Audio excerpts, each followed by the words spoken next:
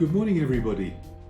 The last couple of days I've been spending some time travelling around the campus virtually, talking to teachers, members of staff, parents and some students to see how they feel about everything at home at the moment. And I promised to share with everybody the answers to some of the questions I asked, and I thought it'd be a bit interesting just to see how everybody else is feeling about the present situation. So my first question was, what is one thing that you really enjoy about working from home now? I mean, because there's got to be something good, right? Well, obviously things like traffic came into it. That was very important to a lot of people. But more than anything, the issue was about family. And I must admit, I agree with that one. People are finding that they're enjoying more time with their family. They're watching their children learning and growing. They're spending more time with their husbands and wives.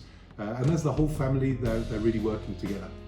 Somebody actually said, and I am going to quote because I thought it was very nice, that we're coming closer together as a family and demonstrating quite how much we care and love each other.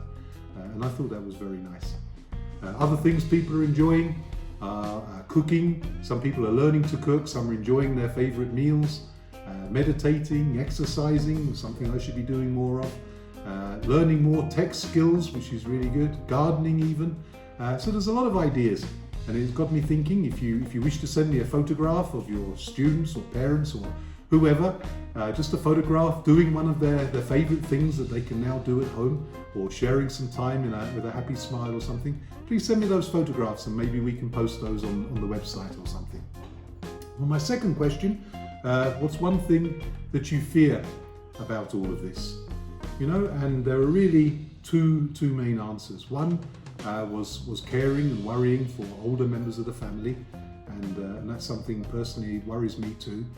My family's so far away, but it is something that we need to be careful of. We need to help older people understand that maybe they shouldn't be connecting with other people, that they do really need to be sitting at home alone some more.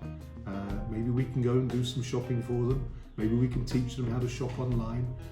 Ask the students, our children, to contact them through Skype, to try and help them really understand and not feel so lonely while they're alone at home. And the other question, the biggest one perhaps, is about the economy. And I'm not an economist, I really can't help you about that. Personally, I guess, from what I can see around the world, that the economy is not doing very well. It's going to be getting worse, and it's going to be getting worse in Mexico. And I know that it's going to have a big effect on everyone. Not just us as families, but also us as a school, as a community. And I think that's something that we need to be looking at. And the board and myself, we're looking carefully at what's going on, how we are as a school. We are a non-profit school. We're owned by the community there. And that makes some things a little bit more difficult because we don't have a bank or an owner to go and scream at. We have to make sure that we can manage everything we've got, our resources, because ultimately we've got to make sure that our school continues on the long-term basis. No?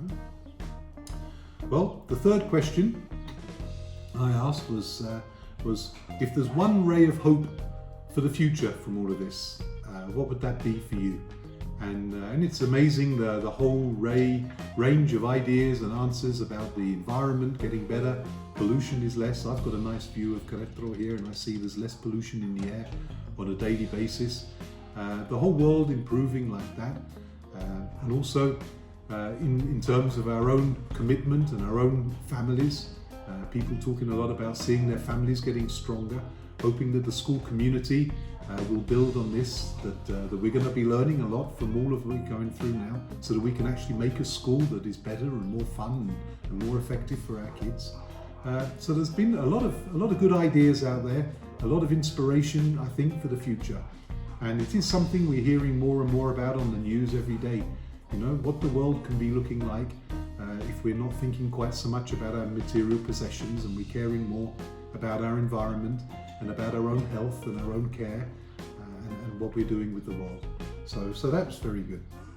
And my final question, and something that I asked everybody as well, is what is it that you have, one question, something that's worrying you that maybe I can help you as the director of this school, as your friend and director here in the community. And a lot of people there are asking, well, will this be going on a long time? Will we be going back in the middle or end of April? What happens with graduation? Those kind of questions. And likewise, I don't have the answers. We give answers at the moment on the information we have. And that means what I'm saying to you today is correct today, and maybe by tomorrow it will no longer be correct. Certainly a lot of what we're saying today is different from what we were saying 2 or 3 weeks ago. And that's just the way that things are going at the moment. But it does look, if you look around the world, if you look at other countries, it does look that as the number of fatalities and the number of people becoming infected with COVID goes up, then the tendency is to have a longer period of time in isolation. So I think the reality that the school could be closed until the end of the school year, if that's what we're asked to do and if that's the right decision to make, then that's certainly a possibility. It's certainly something that may happen. In terms of the graduation, I began talking with Bob, the high school principal, yesterday. We're going to be having longer conversations, and I'm going to be sharing that with the board and with all of the directors, because people graduate from every section. We're going to be looking at what we can do, the best options that we have available, trying to find out what other schools are doing or have done in the past, so that we can do the best thing for everybody. Because we're so proud of your children, we're so proud of what they're achieving, and that's something we need to move forward with. So they're really the answers to the questions I've got at the moment. As I say, send me some photographs. We can have some fun sharing those photographs. And I'd like to also thank the people that talked about our last video and my choice of music. At least one person suggested that the next song I should be promoting is the song by The Police, Don't Stand So Close to Me. I like that sense of humour, that's my style. But thank you very much for your ideas, and thank you very much for your support. Believe you me, I really think if we stick together, if we stay united, if we work at what we're doing here, we can keep making the Kennedy a stronger community, one that can support each other, and really will get through this together. Okay?